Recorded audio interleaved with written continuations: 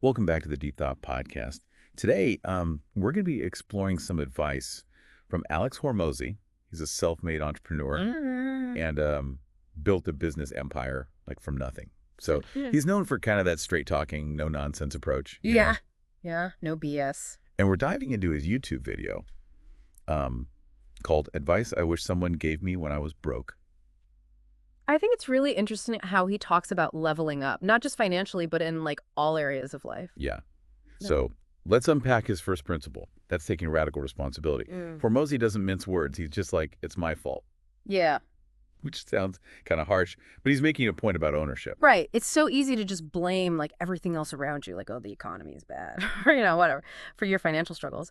But when we do that, Yeah. we give away our power to actually change anything. He even shares a personal anecdote about an essay he wrote on depression, where he initially blamed his mother for it. But then he realized, wait a minute, she's incredibly resilient, despite her own challenges. It was a turning point for him in his thinking. Yeah, and I think that story really highlights how like blaming other people really just holds us back. It's like self-sabotage almost. So think about your own financial life for a second. Is there an area where you're blaming someone else for your current situation? Taking responsibility is like the first step to breaking free from that. It's like admitting you have a problem before you can actually solve it. Exactly. And building on this idea of radical responsibility, Hormozi challenges us to actually embrace discomfort.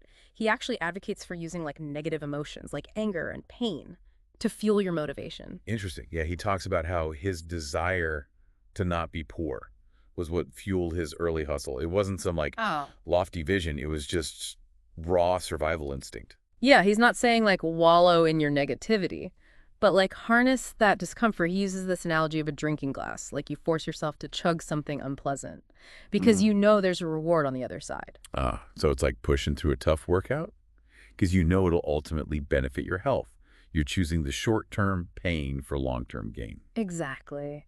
And I think this applies to like so many areas of personal finance. What discomfort are you avoiding right now? That could actually help propel you forward. Maybe it's having that tough conversation about a raise or finally like tackling that budget you've been putting Or on. launching that side hustle even though you're scared of failing. Yeah, exactly. Yeah. Sometimes the things that scare us the most are the things that we need to do to grow. Okay, so we've talked about responsibility Hmm. and embracing discomfort. But how does he actually suggest we start building wealth? He seems to really emphasize skills. Yeah, he talks about his own journey, from fitness expertise to business acumen.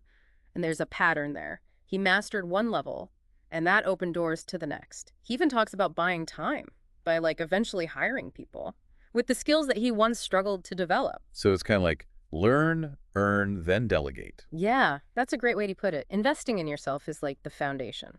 And it makes you think, what's one skill that you could invest time in right now that would pay off in the future? It could be anything from coding to copywriting, digital marketing to public speaking. The key is to just identify those skills that are in demand and also align with what you were interested in. Yeah, and don't be afraid to experiment. Hormozi really encourages this experience-based approach to learning. He actually reframes failures as like experience points. They're like necessary steps to mastery. Yeah, he even shares stories about spending his savings Uh, on business experiments and seminars, treating it as an investment in his education. yeah, he's all about action and learning from the real world. So think about it. What's like a low-cost experiment that you could run this week to test out an idea or gain some knowledge? Could be as simple as attending a free webinar or just reaching out to someone in your field for an informational interview. Exactly. It's all about taking that first step, however small, and then building from there. Okay, so now Hormozi also dives into something a little bit sensitive,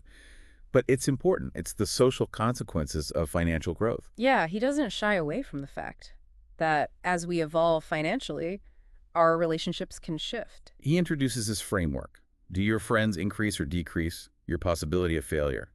Which is kind of stark, but it forces us to be honest. Right. He reframes social ties as consequences, not obligations. And these consequences can actually be really positive. Sometimes growing apart from old friends is a natural part of pursuing different paths in life. Yeah, he offers a compassionate perspective too. He acknowledges that these changes can be really difficult, but often they're necessary for growth. Right? It's about recognizing that you have the power to choose who you surround yourself with and what kind of energy you allow into your life. Yeah, he even talks about how those social consequences can actually push you towards success. Yeah. If the people that you're around expect you to succeed. Oh, yeah. That's a good point. In other words, make sure that the people you're around increase your probability of success rather than failure. I like that. Yeah. That's really good. And that connects back to what we were talking about before with responsibility and embracing discomfort. Sometimes personal growth requires Yeah. making some tough decisions about the people that you spend time with. It can be challenging to navigate those shifts, but just remember that you're not alone in this. Hmm. Many people experience these changes as they pursue their financial goals. Yeah, it's all part of the journey. And as we'll explore in the next part of our deep thought, Hormozi offers some valuable insights into how to build a supportive network that empowers you to reach your full potential. So we've talked about like the importance of skills and how relationships can kind of evolve as we grow financially. But what about like that first dollar earned? He seems to place a lot of emphasis on that. He really does. It's almost like there's a psychological barrier Yeah. that needs to be broken. He actually talks about how in their company's programs, a significant percentage of people who actually complete the first month, they make their first dollar online. So it's proof that taking action actually leads to results. Yeah, it's a tangible milestone. Yeah. It's a validation that your efforts are actually paying off. It's not just about consuming information. It's about putting that knowledge into practice and actually generating real-world results. Exactly. Remember those experience points we talked about before? Earning that first dollar is like a major experience point. It unlocks this new level Yeah. of confidence and motivation. It's like you've proven to yourself that you can actually do this. You can create value and exchange it for money. Right, and he even challenges us to kind of reframe our goals. So instead of fixating on this, like a distant and overwhelming figure, like earning $100,000, he suggests focusing on like incremental growth. Okay. So Yeah. like if you have a $5,000 a month income, how do we increase that to $6,000? It's much more manageable and less intimidating. Yeah, for sure. It's about breaking down those larger goals into smaller, more achievable steps. Instead of trying to climb the whole mountain at once, just focus on conquering the next base camp. Right, exactly. And he emphasized this. When you're starting from scratch, just saving your way to wealth is very unlikely. He says you should invest every spare dollar back into acquiring new skills Right. or experimenting with business ideas. That's a great point. It's about shifting from a scarcity mindset Hmm. to more of an abundance mindset. Instead of hoarding those resources, you're strategically investing them Yeah, in your future growth. exactly. And it ties back to what we talked about before, this idea of like buying time once you've reached a certain level of success. You can actually use your income to hire people with the skills that you once needed to learn yourself. It's a cycle. Learn, earn, delegate, and repeat. It's constantly pushing yourself to grow while freeing up your time for those higher level tasks. Exactly. So let's talk about how to actually make money. Hormozi is very clear about this. Money is made by exchanging something of value with someone else. And that exchange needs to be voluntary. Okay. He sees capitalism as this system of mutually beneficial exchanges. So you provide a product, service, or skill that someone else finds valuable, and they give you money for it. Okay. And he breaks it down into two main paths: selling stuff or selling skills. Got it. With selling stuff, you can either create your own products or you can find existing products and sell them at a markup.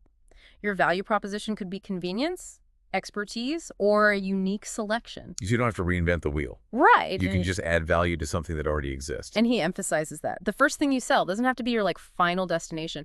It's about getting experience, learning the ropes, and understanding Think the dynamics of exchange. Yeah, for sure. Then there's selling skills, which goes back to his emphasis on acquiring valuable skills. He talks about how he was able to leverage his fitness expertise to offer nutrition consultations. He was basically monetizing his knowledge. It's interesting how his entire career trajectory has been about mastering a skill, gaining recognition for that mastery, and then people naturally seeking him out for help or guidance. It's a powerful example of how investing in yourself can lead to opportunities that you might not have even imagined. And it all comes back to taking action, gaining experience, and constantly refining your skills. Right. He even cautions against trying to map out the entire journey before taking that first step. Embrace uncertainty. Allow the path to unfold organically. I think that can be scary for some people, but it's also exciting. You're not limiting yourself to a predetermined plan. You're open to those new possibilities and opportunities. Yeah, exactly. And speaking of uncertainty, let's talk about setbacks and failures. Remember those experience points? He encourages us to view failures as valuable data points. They're not roadblocks, they're feedback mechanisms. They help us learn, adapt, and refine our approach. Yeah. He actually shares his own experiences of investing in business experiments that didn't pan out, but he doesn't see those as losses. He sees them as tuition paid for valuable lessons. That's a powerful mindset shift. Instead of seeing failures as defeats, you're reframing them as investments in your future success. Right, and this is where his kind of unconventional approach to motivation really shines. So instead of relying on positive affirmations, he talks about harnessing the power of those negative emotions. Interesting. He talks about how his fear of failure, his anger at his circumstances, and his desire to prove people wrong were huge driving forces for him in the early days. Yeah, I can see that. And it's important to note that he's not promoting negativity for negativity's sake. It's about channeling those uncomfortable emotions into productive action. Got it. He uses that drinking glass analogy again. You're forcing yourself Yeah. to endure the short-term pain, to achieve the long-term gain. So it's about choosing to experience that discomfort of hard work and sacrifice now so you can enjoy the rewards of financial freedom and success later. Right. It's like choosing to eat the glass now so you can enjoy a smoother, more fulfilling journey later on. Exactly. And I think that really resonates with people who are struggling financially. It's a reminder that the path to wealth isn't always easy or glamorous, but it's worth the effort. Yeah, I agree. It's refreshing to hear someone speak so candidly about the challenges and sacrifices that are actually involved in building a successful business. Yeah, it's a reality check. That success isn't about luck or overnight miracles. It's about hard work, dedication, and a willingness to push through that discomfort. As we go deeper into Hormozi's advice, it's clear he places a lot of emphasis on mindset. Oh, absolutely. He repeatedly talks about the importance of taking ownership of your situation, challenging your limiting beliefs, and cultivating that growth-oriented perspective. He even shares that. For a long time, he didn't even consider himself a good person, but he realized that he could still achieve positive outcomes by adopting the actions and behaviors of those who were already successful. Yeah, it's about separating your identity from your actions. You don't have to be perfectly good or deserving. To achieve success, you just have to take the necessary steps. Right. It's about focusing on what you can control, like your actions, your efforts, your choices, rather than dwelling on external factors or blaming other people for your circumstances. Right. It goes back to that core message of personal responsibility. You can't control everything that happens to you, but you can control how you respond to it. For sure. Oh. He also encourages us to be really selective about the advice we receive. So if someone is living a life that you don't admire, he says to just tune out their advice, no matter how well-intentioned it may be. Yeah, it's about being discerning. Surround yourself with people who are further along on the path you want to be on, people who embody those values and behaviors that you want to have. And sometimes this means growing apart from old friends or acquaintances. It's just a natural part of that personal and financial growth. Right. It's not about being cruel or disloyal. It's about aligning yourself with people who actually support your goals and aspirations. Yeah, but that period of transition can be pretty lonely. It can. But he even sees loneliness as a gift. He does, because it gives you the time and space to really focus on self-improvement and skill development. So use that time to drink the glass, to put in the hard work, and make those sacrifices necessary to elevate your financial life. Exactly. It's about investing in yourself, acquiring those valuable skills, and building that foundation for a brighter future. So it all boils down to taking action, right? It really does. He's such a big advocate for action. You know it's not enough to just listen to podcasts or watch these videos. You have to apply it, experiment, get out of your comfort zone. Yeah, he really embodies that ready, fire, aim mentality. Yeah. Like, don't overthink it. Just start doing something. To start taking steps, even if they're small. And he actually has this interesting perspective on patience. He says it's about figuring out what to do while you're working towards those bigger goals. So it's not just passively waiting for something to happen. You're actively learning and experimenting, gaining those experience points along the way. Exactly. And he links this to a concept he calls future pacing, which is like vividly imagining the pain of inaction, the pain of staying stuck. So he gives this example of someone who's been gaining weight year after year, and he's like, really, picture the negative consequences of continuing down that path. It's about using those uncomfortable feelings as motivation, the pain of staying the same.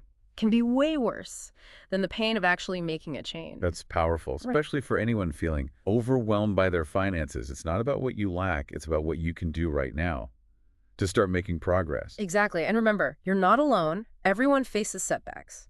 But it's how you respond to them that really determines your success. So to wrap things up, let's distill some key takeaways from Hormozi's advice. Number 1, take radical responsibility for your financial situation.